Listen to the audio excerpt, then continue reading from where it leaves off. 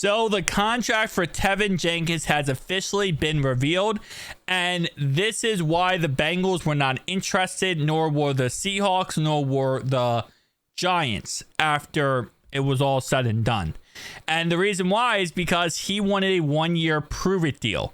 He wanted to hit the market next year. So we were looking for a potential starting guard that would have been a 2 or 3 year contract with him and, have him for the next couple seasons, while he was looking for a 1-year prove-it deal, and then he's off to another team and he's going to hit the market and potentially get paid more money. Now, it really doesn't make too much sense because he's going to be on the Brownies, and the Brownies, their starting guards right now are Joe Antonio, who, based on what I understand, is coming back next year and will be playing. And then their other starting guard is going to be Wyatt Teller. And there's no way Wyatt Teller, again, is going to be benched. He's really freaking good. So unless the Brownies are thinking about trading either of these guys, I can't see the scenario where Tevin Jenkins is really getting a 1-year prove-it deal here. He's getting a 1 year. You're going to be a backup. Yes, if injuries happen, you will be the guy who takes over.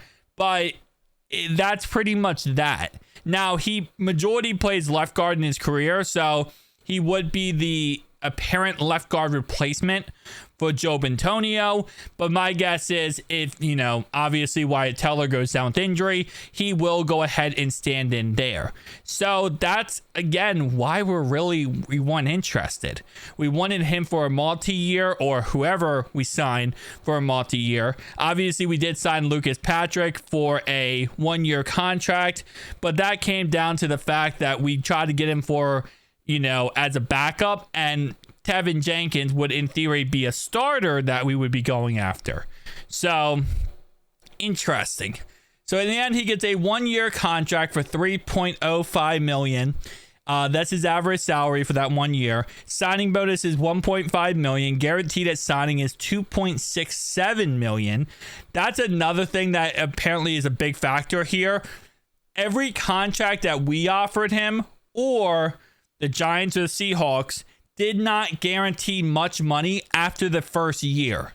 So obviously, if you don't know anything about Tevin Jenkins, he has really bad back problems, and he has back injuries that definitely are not the greatest to have as a lineman, right? So a lot of teams that were offering him contracts were offering him pretty much nothing guaranteed after the first year, which he didn't like.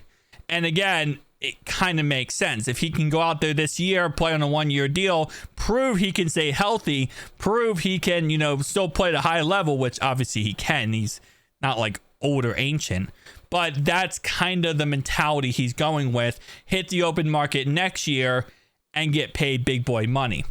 But yeah, so 2.67 of the $3 million is guaranteed. And that's also another reason why he probably wants that contract. Listen, shout out to him in the end, because he got paid. But looking real fast at next year's free agent class for offensive guards, let's see who he would be going against that potentially would be, his competition, I guess you could say.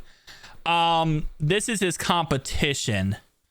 So it would be Wyatt Teller, ironically enough, the guy he literally is, backing up. Trey Smith, Joe Thuney, Joe Antonio. Hold up. So both of the guards for the Brownies are up for contracts. So that literally means that he could technically steal the job from somebody here already on the team. That works out very well for him. So if he plays good enough, he could technically become the starter once Joe Antonio leaves, or potentially get the job over Wyatt Teller if he does end up leaving, which there's a good chance. The Browns right now in a financial hell. It's always a chance that they have to move on from one of those guys. Joe Antonio probably might retire after this year, though. So maybe that's also a factor that, he will be the backup for Joe Antonio right now. But the idea is he'll end up becoming the starter the following year, and the Browns might sign him to a multi-year contract if Joe Antonio decides to retire. But honestly, outside of the top few guys here, it's not like insane competition. So Tevin Jenkins is all the way down here, by the way. But like Zion Johnson, he's better than Tevin Jenkins in my opinion. Josh Jones, Josh Simpson, Laken Tomlinson, like Kevin Zeitler. It's not the worst. I don't know though. You gotta remember, a lot of these guys are gonna get re-signed. Like Wyatt Teller is gonna get re-signed. Okay, there's no way the Brownies are just gonna let him go. Joe Antonio, if he comes back, he'll probably come back for the Browns. So a lot of these guys will be picked up and kind of like plucked from this free agent class. But still, this free agent class isn't like it's the craziest, greatest class of all time. Don't get me wrong. So I mean, we'll see how it works out for him. I hope it works out for him as always, because obviously go get your money. But that's why the Brownies were not really involved at all in this, like, talking to him.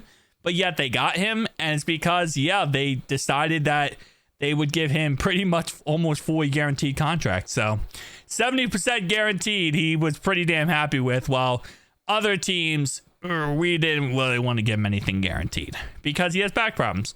And if he gets hurt, we're going to be in the same situation we were with Trent Brown, where we have a guy on the roster who's costing us money, who really we knew had injuries history going into it. And in the end, the injuries just were as bad as we thought they were. So we pretty much just paid money to get proven right. That's not a good business model.